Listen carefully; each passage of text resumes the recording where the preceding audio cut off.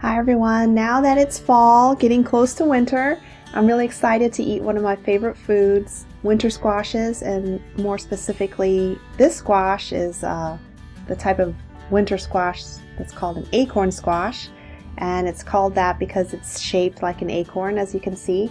I've actually never grown it before, but I do plan on growing it one of these years in my garden.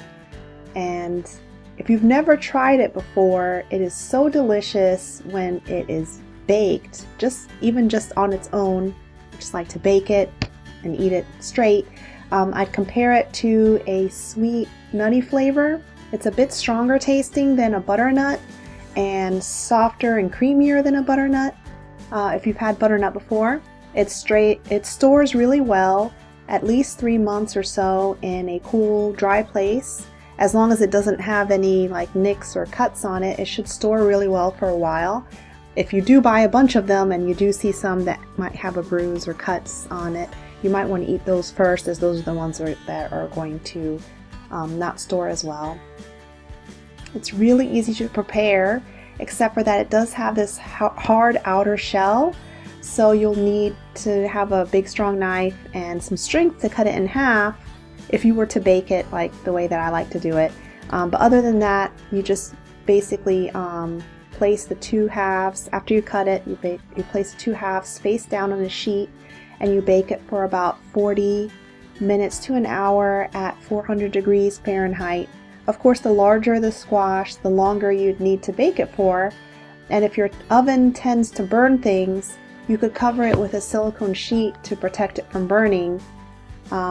I personally don't eat the skin, so it doesn't really matter to me if it burns a little bit, but if it does get burned, when you're eating it, sometimes your fork or your spoon can kind of pop through the skin because it's more delicate on that area, so it does make sense to try not to burn the outer skin.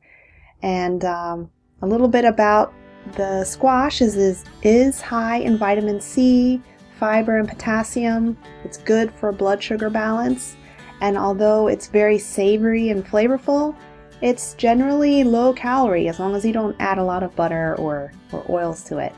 And you can have a really beautiful presentation if you were to cut it in half and stuff it with different foods like rice or quinoa or couscous, just plain, or you can add different items to that, and it would have a really pretty presentation.